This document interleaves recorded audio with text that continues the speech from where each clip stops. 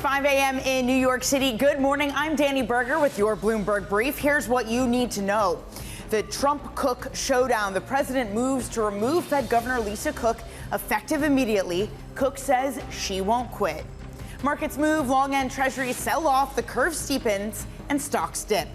And France in turmoil. Prime Minister Bayrou calls for a confidence vote, adding pressure to French assets. Now, it is a dip in stocks. Maybe the remarkable thing is the lack of severe reaction from these markets. A second day running now that we're heading towards a weaker session after the biggest rally since May on Friday. We're only lower by about 0.1% for the S&P and the NASDAQ. The place perhaps where you're seeing more of the reaction is on the long end of the curve. And this has been a trade that has been running for some time. And you see the pressure tick up. You get the front end of the curve moves lower again, only by a basis point, maybe with expectation of more dovish policy if Cook is indeed out or more pressure from the White House. But look at the fears starting to be captured on the long end of this curve. We're up by nearly 4.5 basis points at 493 this morning. Is independence challenged? What happens to the attractiveness of long-term bonds? The dollar initially dropped on the news, but look at what it's doing now. It is a dollar that has really little change this morning. In fact, it's basically flat. George Sorvelos of Deutsche Bank out with a note this morning saying that there is no reasonable reason why we should not be pricing more risk into the dollar. He sees a real gap as to what markets are saying and the risk out there. Speaking of risks out there and stocks on the move, let's see what's moving in the pre-market. With that is Kriti Gupta. Good morning, Kriti. Good morning, Danny. Well, one of the stocks on the move is Interactive Brokers, higher by about 4% this morning.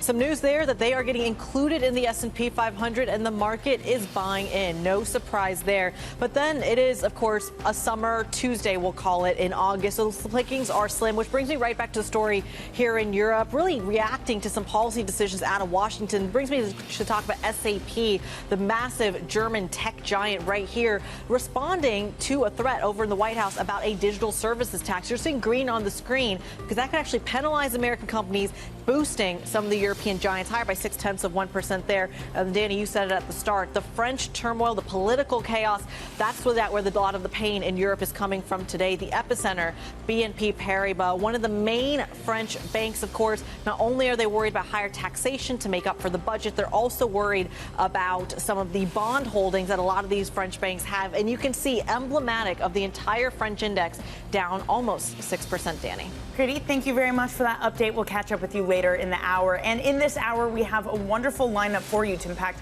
all of the news overnight. We'll speak with Man Group's Ed Cole and Kathy Jones of Charles Schwab. Now, President Trump, our top story, has moved to oust Fed Governor Lisa Cook after allegations of falsifying mortgage documents. He posted a letter on Truth Social, writing, quote, "The Federal Reserve Act provides that you may be removed at my discretion for cause. I've determined that there is sufficient cause to remove you from your position." Cook responded in a statement, writing, "President Trump purported to fire me for cause when no cause exists under the law, and he has no authority to do so. I will not resign. I will continue to carry out my duties." Joining us now is Bloomberg's Michael McKee, who's been up early and all night tracking this. Mike, thank you so much for joining. So what sort of battle does this now set up? It sets up a major battle. Trump has declared war on the Federal Reserve because if he can go after Lisa Cook this way, he can go after others. Probably not Jay Powell because that's been pushed back and the Supreme Court has weighed in on that. But he could be looking for dirt on anybody on the Fed as he tries to turn them over. The thing is in his letter to Cook, he cited U.S. Code Section 242, and that says that each member shall hold office for a term of 14 years from the expiration of the term of his predecessor, unless sooner removed for cause by the president. And this is all going to turn on the issue of for cause. First of all, did she do something that was wrong? And second of all, did she do it in office, which appears not to be the case? That would essentially, according to previous iterations of this issue, that would mean that she could not be fired by the president. Now we have the Supreme Court decision that sort of set the Fed aside. So nobody quite knows how this is going to play out, but it's going to take a while and it's going to take a toll. If it takes a while and a toll, what does that toll look like? What does it look like to have this cloud hanging over the Federal Reserve? Well, if the president were successful, you would probably see a much bigger sell-off and a much bigger move in the markets. But we're already seeing the precursor to that with the curve steepening. You've got people betting that the Fed is going to cut rates because Powell basically said that last week. But now there's a danger of inflation if they cut too much, and bond investors are afraid of that. And we could see a major drop in equity markets if this carries through. I think at the moment, the view is this is not good, but they don't think Trump can get away with it. But if it were to metastasize in that way, then it could have a much bigger impact. Can we talk about general independence of the Fed and sort of the fragility they might have to move to Trump? A lot has been made about the Federal Reserve presidents and that they still have a vote on this board, on this FOMC. So maybe the Fed is more immune, even if you do get a replacement for Cook. Could that come under threat? That could come under threat. I raised this about a year ago, and everybody laughed at me. But here's a tinfoil hat scenario. All of the Fed bank presidents are appointed to 5-year terms, which are renewed every 2 years, and that's coming up in February. So if Trump got 4 people on the board, which he could do by getting rid of Cook, and now he's got Myron coming in, then in theory, those 4 people could vote as a majority to dismiss all of the Fed bank presidents. Now, they're not appointed by the President of the United States or the executive authority. They're appointed by local boards of directors. But in theory, then he could influence the selection and get a board that would basically do whatever he wanted. That's a stretch. Each step of that is a stretch.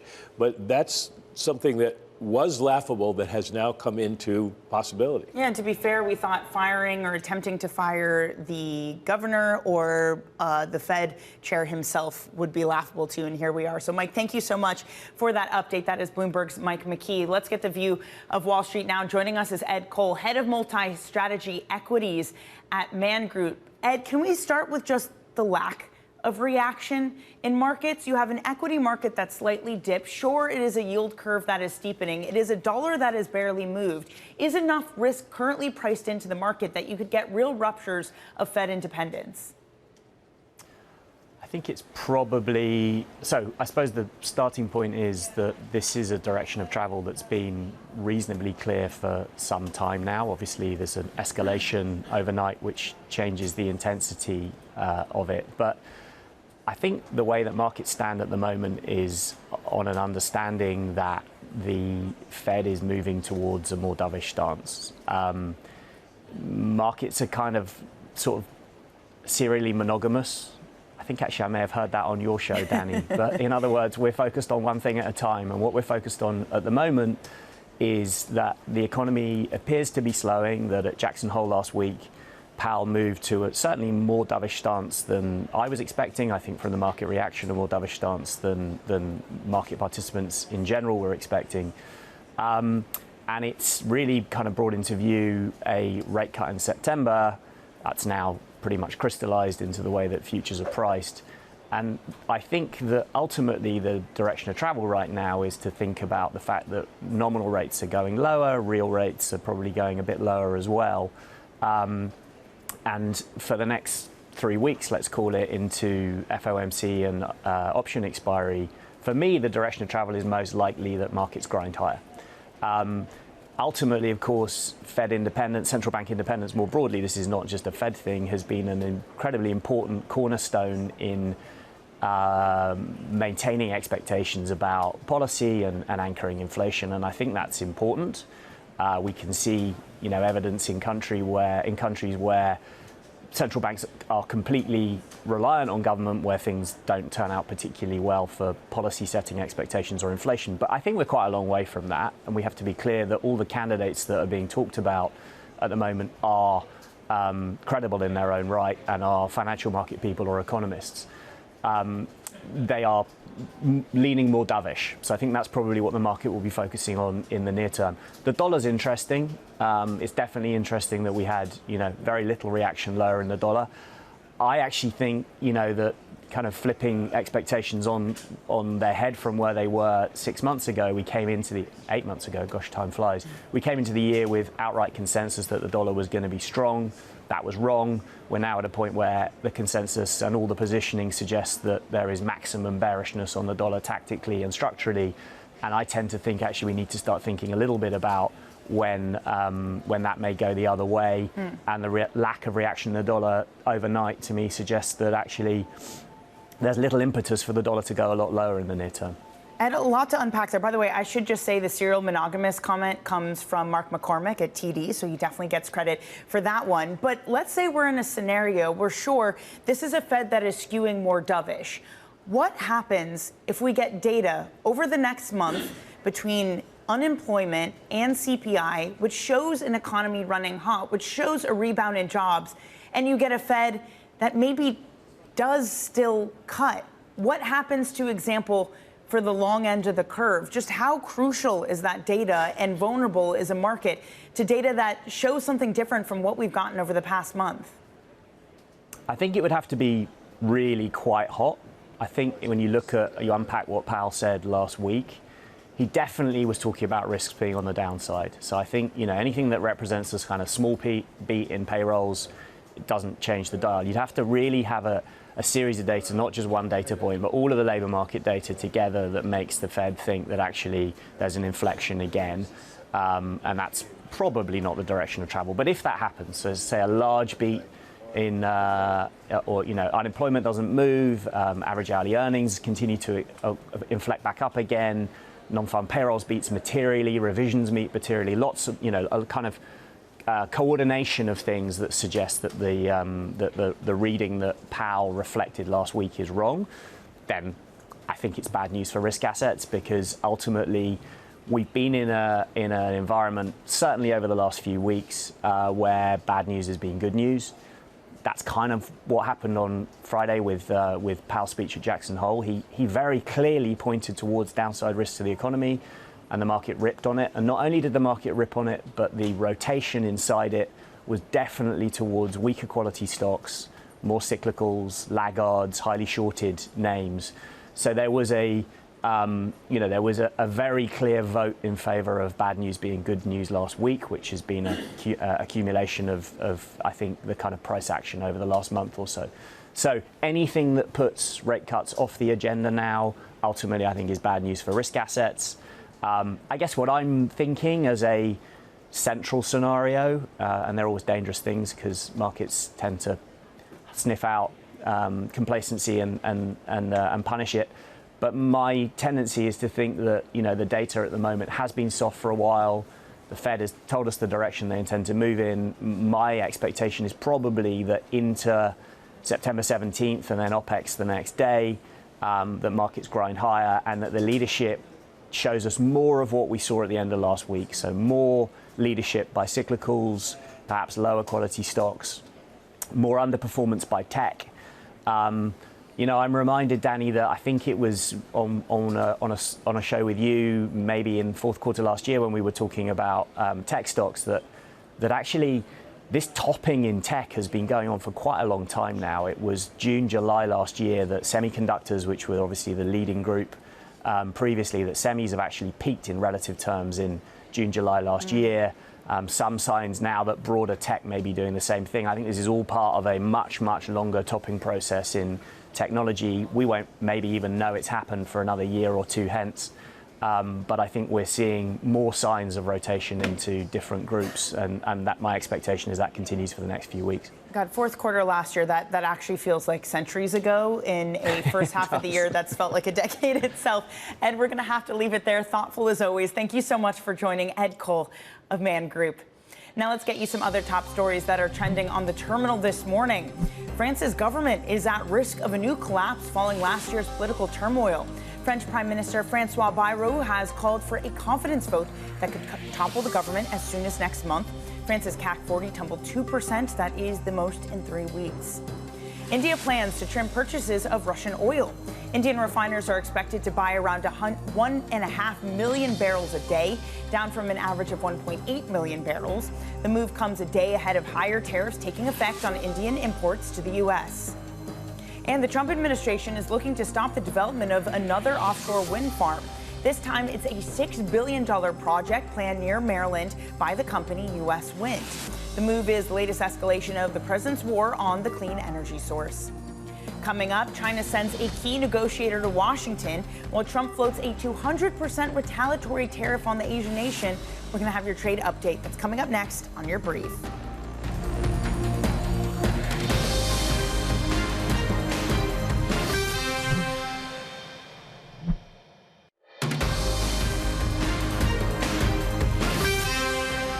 I would say economically with China now getting much better. They have to give us magnets. If they don't give us magnets, then we have to charge them 200% tariff or something, you know. But we're not going to have a problem, I don't think, with that. It'll take us probably a year to have them. We're heavy into the world of magnets. U.S.-China trade was on the agenda, as you saw there in the Oval Office during President Trump's meeting with South Korea's president. Now, China is also sending a key trade negotiator to Washington to meet with U.S. Trade Representative Jamieson Greer this week. Joining us now is Bloomberg's Brendan Murray, who leads our global trade coverage. Brendan, what does it suggest that we have Chinese officials in D.C. continuing talks? Yeah, I think it suggests that the series of talks that we had seen happening once every couple of months really needs more regular maintenance than that. They're essentially ongoing discussions over the issues, as President Trump said, between magnets and what the U.S. has to offer in terms of high-tech gear and things like jet engines. So the threat of escalation is always there, as the president said, with 200% tariffs if China doesn't come up with its magnets. But this is essentially the tug of war that we're going to see going back and forth, essentially week in and week out over the next several months. Treasury Secretary Bessent said that his next meeting with his Chinese counterparts is sometime in November. So, we're looking at heading into the fall with the constant threat of an escalation between the U.S. and China always there. It's stable at the moment. But it's definitely could shift to be volatile if things don't go either way for either side. Well, speaking of things shifting, even if you do have a framework in place, we had the president also yesterday putting on Truth Social, vowing to export curbs and tariffs on nations with digital services taxes on American companies. He didn't specifically call out Europe, but surely, Brendan, this was thought of with Europe in mind by the president. Absolutely. The U.S. and the Europeans put out their joint statement after several weeks of negotiations recently, and they said that that digital services were not going to be involved in these negotiations. So the Europeans have drawn a red line around their digital taxes and regulations and said that those are not up for negotiations in any trade agreement. Well, President Trump, in his social media post, seemed to suggest that he wants them to be in there. So we could be headed for another period of volatility between Brussels and Washington on those matters. The digital services issue is really the next frontier of trade wars. This is where you could see taxes or some sorts of fees on things like social media accounts, advertising, downloads, all of that sort of stuff. Everything we're seeing in the goods trade war, we could see come to the internet, and with all the fragmentation and extra costs that are associated with trade wars. All right, Brendan, thank you very much. That is Bloomberg's Brendan Murray. Now, coming up on the show, the governor of Illinois, Pritzker, vowing to oppose President Trump's plan to deploy a National Guard to Chicago. A look at that and what else is making headlines in your front page news next on Bloomberg.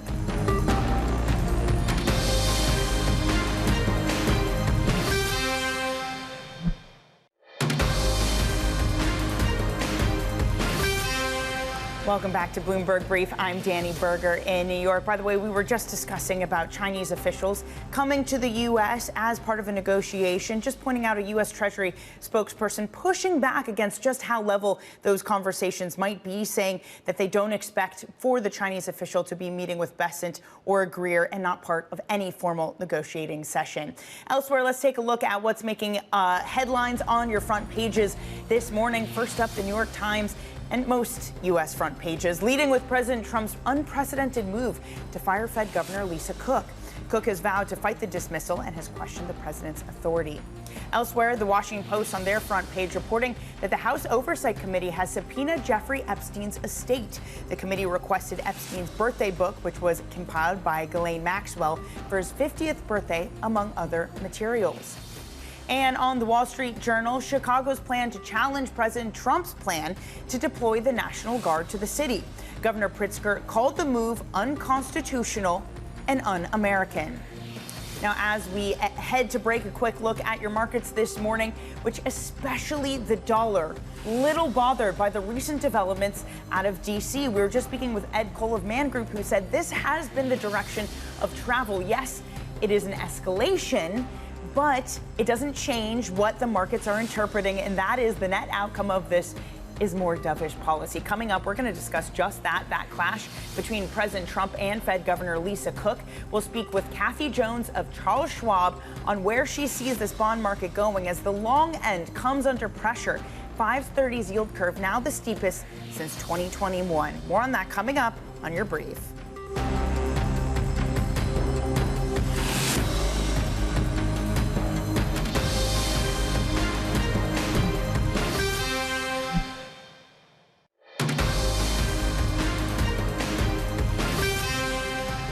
This particular case of Lisa Cook really surrounds the integrity of the Fed's staff reputation. Clearly a very different playbook that this administration is running with. The surprising part of the story is that Lisa Cook herself didn't resign. It's not just about monetary policy. Powell being too late, Chair Powell already put that aside by saying we're ready to move. So there's really no reason for President Trump to just fire Lisa Cook just to get his way. What that should mean is higher term premium. Donald Trump wants a weaker dollar. I mean, he really wants a weaker dollar, and he's going to get a weaker dollar. Another example of the heightened uncertainty, which is now something of a structural feature, which is going to persist for years to come. All of it is so uncertain, up in the air. It's 5:30 a.m. in New York City. Good morning. I'm Danny Berger with your Bloomberg Brief. Here's what you need to know this Tuesday. The Trump-Cook showdown. The president moves to remove Fed Governor Lisa Cook effective immediately. Cook says she won't quit. Markets move. Long-end treasuries sell off. The curve twist steepens and stocks dip. And France in turmoil. Prime Minister Bayrou calls for a confidence vote, adding pressure to French assets. Equities futures weaker this morning, but just barely. It's incredible to see that the market reaction, the initial gut punch of Trump moving to fire Lisa Cook, has really started to ebb. S&P and NASDAQ down by less than 0.1%. It would add to a 1 day of selling that we saw yesterday. The more interesting move, perhaps, is in this bond market, where you get a 2-year yield that has been moving lower since the announcement by 1 basis point, and a long end of the curve, which is under pressure. 10 years up by 2.5, 30 years up by 4 basis points this morning, a 530's steepest since 2021. And a dollar, which much like equities, is barely moved. George Sayervelis of Deutsche Bank saying that we can find no convincing argument as to why the market should not be pricing more risk in. Let's see what some of the stocks in the pre-market are doing first, though. With that is Bloomberg's Kriti Gupta. Good morning, Kriti. Good morning, Danny. One of the big ones we've got our eye on is Interactive Brokers this morning, higher by 4.4% after the announced inclusion that it's going to be part of the S&P 500, replacing Walgreens. Investors getting in on that trade early, higher by about 4.3%. Another stock we've got our eye on is Boeing. It's actually in the green today. We know Boeing has been under quite a bit of pressure. This time it seems to be coming off of the back of announcement and meeting, I should say, between the presidents of South Korea and, of course, Donald Trump as well. A big deal deal announcement coming after that. Korean Air to buy $50 billion of Boeing jets, also looking at investments and orders from other defense companies as well. But Boeing really emblematic of that defense bid, higher by 0.5% this morning. And then Gilead Sciences is another one we've got our eye on. They've gotten marketing approval for their HIV drug from the European Commission. It's enough to boost the stock. There's some questions about how quickly that approval would come. It is higher, Danny, by 0.5%. Great. Thank you very much for your work this morning. Now, elsewhere, President Trump wants Fed Governor Lisa Cook removed after allegations of falsifying mortgage documents. He posted a letter on Truth Social writing, quote, "I have determined that there is sufficient cause to remove you from your position." Cook responding in a statement, writing, "President Trump purported to fire me for cause when no cause exists under the law, and he has no authority to do so. I will not resign. I will continue to carry out my duties." Joining us now is Bloomberg's Michael McKee. And Mike, these are just allegations at the moment. There's no official cases or anything being brought up. So what happens now? That's a good question. It appears that what's going to happen now is Lisa Cook is probably going to have to file for an injunction in federal court to get the president's attempt to fire her stopped. There's a good chance she could get it, although we have seen the Supreme Court give both sides of the story deference to Donald Trump in most cases, but carving out an exception for the Fed, because the Federal Reserve Act says they can be fired only for cause, which generally means inefficiency, neglect of duty, or malfeasance in office. And the supposed mortgage fraud took place before she was nominated to the Fed. So it looks like as a lawyer would say, prima facie, she has a case. So it's going to be something that's fought out in the courts. And in the meantime, it's something that the markets should be more worried about, I think. What happens, though, where you have next year, if this is still playing out, and you have a new chief over at the Fed who maybe is more sympathetic to Trump and does want Lisa Cook gone? If she gets pressure from the top, does that change things? Does her potentially having Powell's backing right now be part of the reason why she's more protected?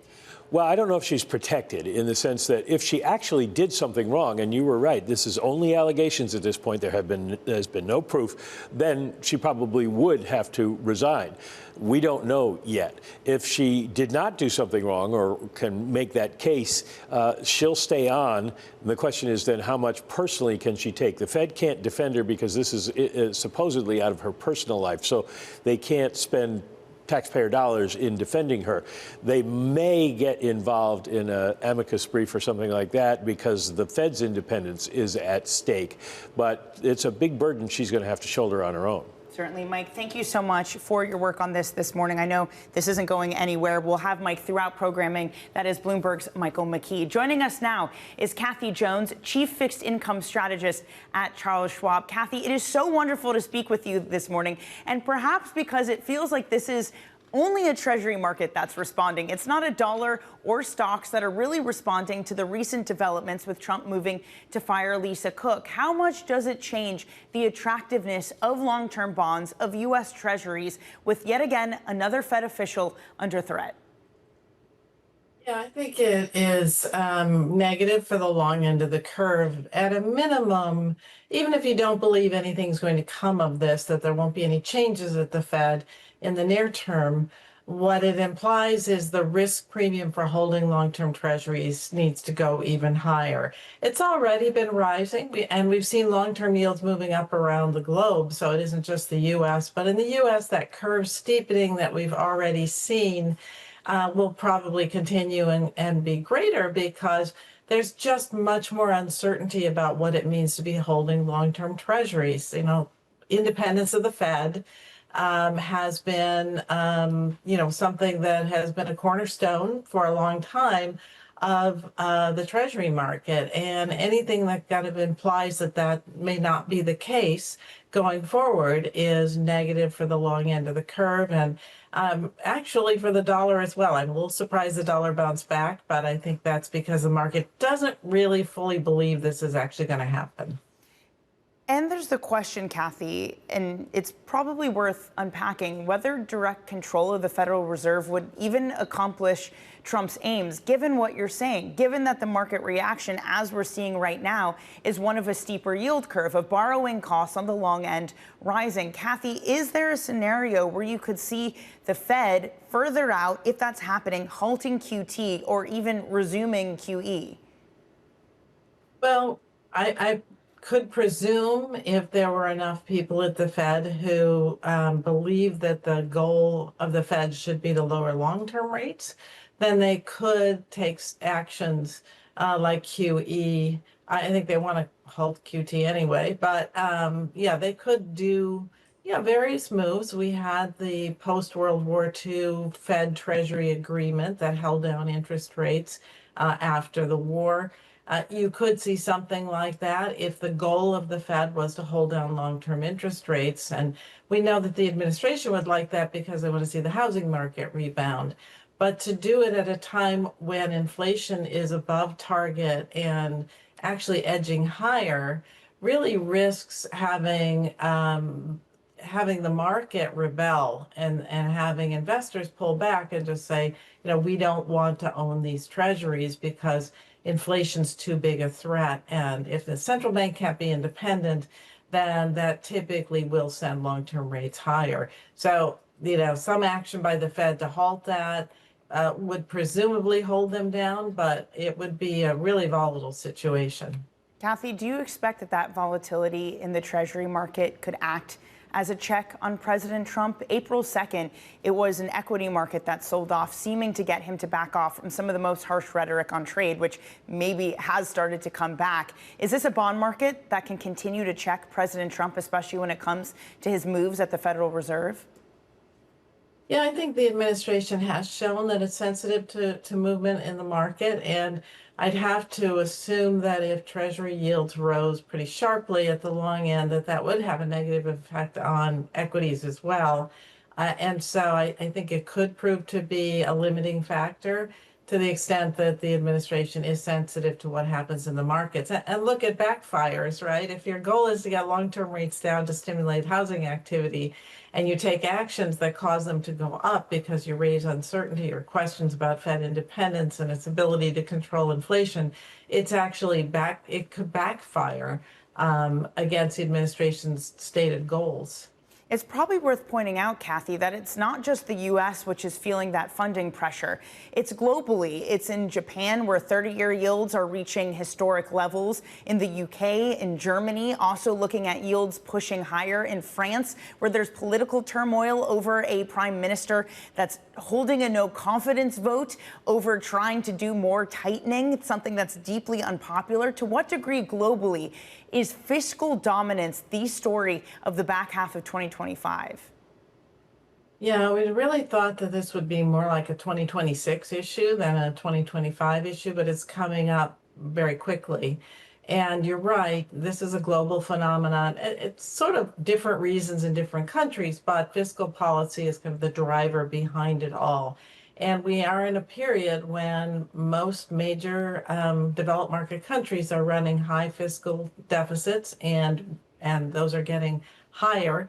And the bond markets around the globe are saying, hey, we need more risk premium to hold these bonds over the long run, because if fiscal dominance really happens, then we're going to see higher inflation, and that's going to erode the value of long-term bonds. And I think the market's starting to push back.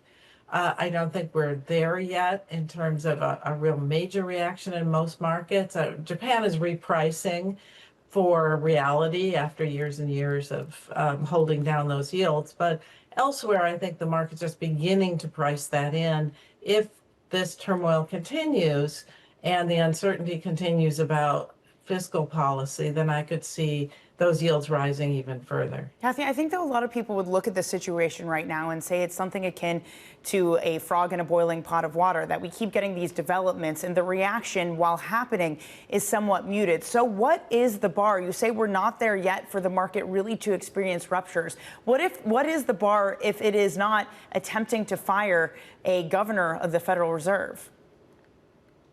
I think that the line that would be crossed is if it were successful, if it were seen as successful of eroding the Fed's independence to the point where we suddenly started to see aggressive rate cuts coming through, and that would spur, more inflation concerns. I think one of the things we have going for us in the United States and most of the developed world, keep in mind, unlike some emerging market countries that faced these pressures in the past, we have the capacity to pay our debt. So we're a very wealthy country. We have a lot of assets. We have a growing economy. It's not the capacity to service our debt. It's the willingness to do so in a responsible way.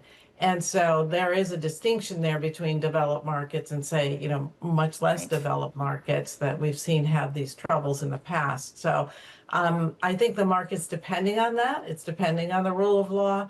It's depending on a continuation of the tradition that we've had for many years of central banks being able to manage the inflation pressures without interference. Kathy, thank you so much for joining us this morning. Really wonderful to get your thoughts. Kathy Jones of Charles Schwab.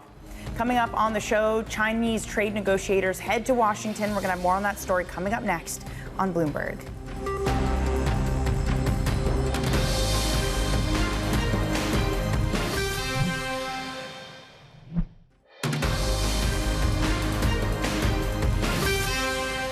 I would say economically with China now getting much better.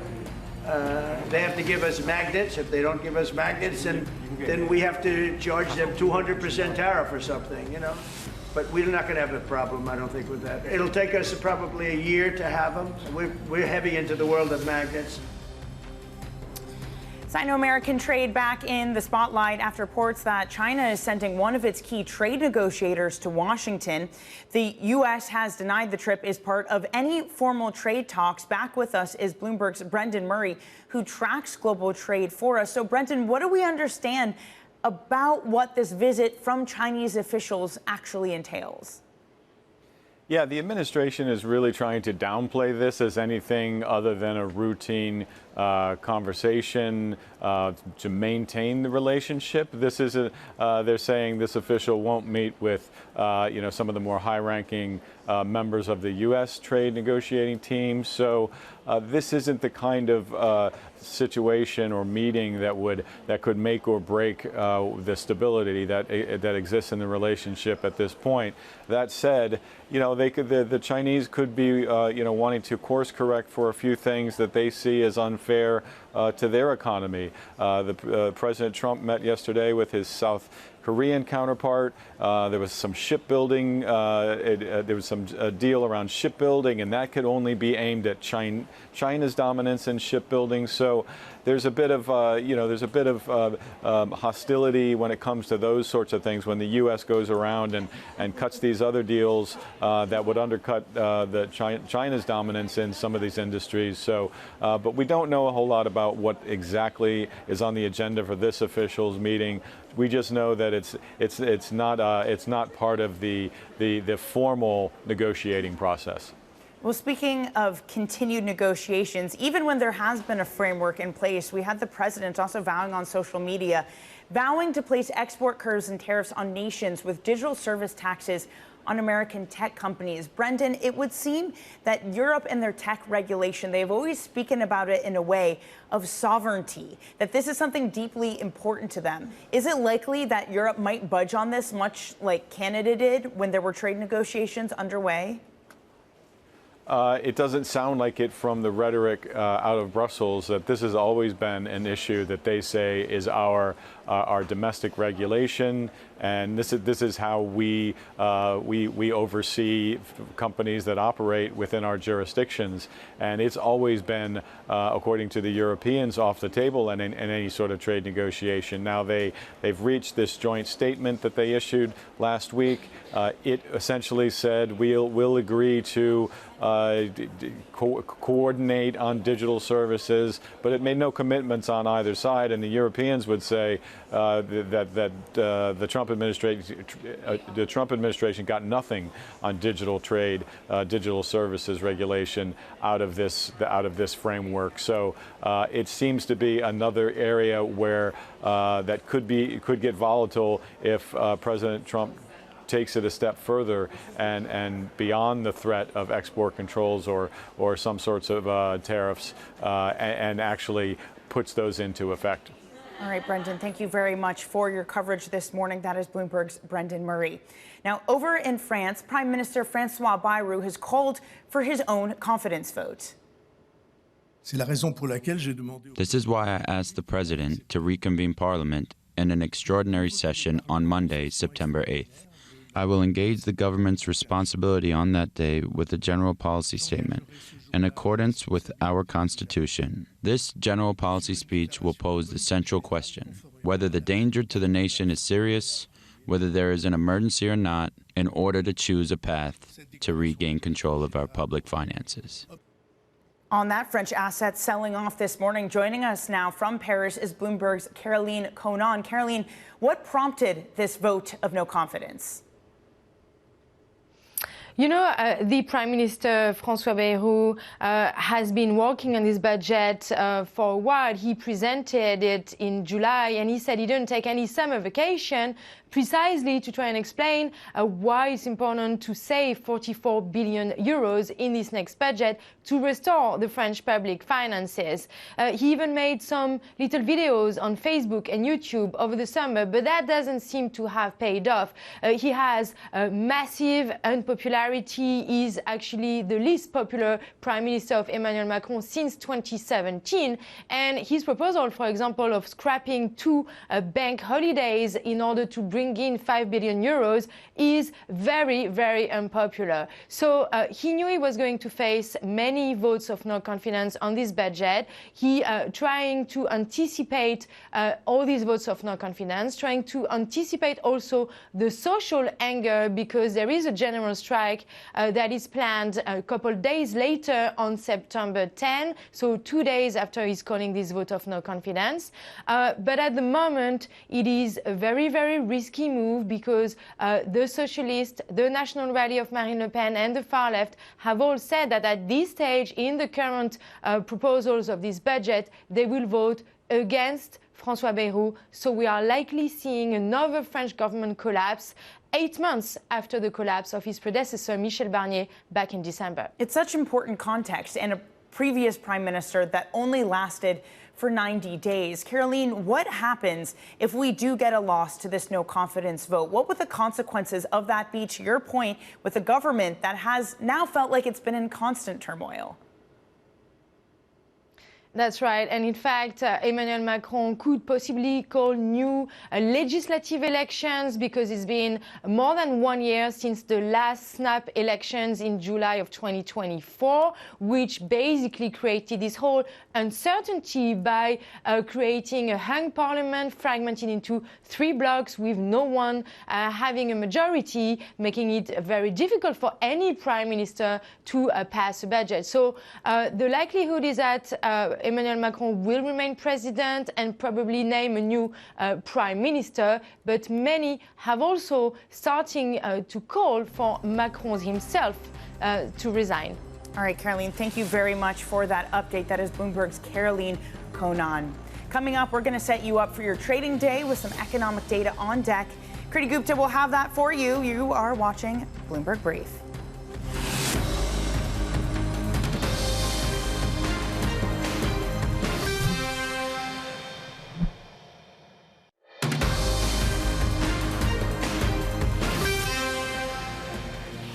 This is Bloomberg Brief. I'm Kriti Gupta in London. Let's take a look at what's coming up ahead today. Plenty of data, U.S. durable goods orders coming in after 8:30 a.m. Eastern time. And then the focus on the conference board. Consumer confidence numbers hitting at about 10 a.m. U.S. time. Plus an auction, $60 billion worth of 2-year notes this afternoon as we see that curve steepen. A couple of micro movers to keep an eye on as well. Boeing up on news that Korean Air ordered around 100 planes worth. Interactive Brokers taking a bid after getting included in the S&P 500. Generac Holdings taking a hit as well. This is Bloomberg.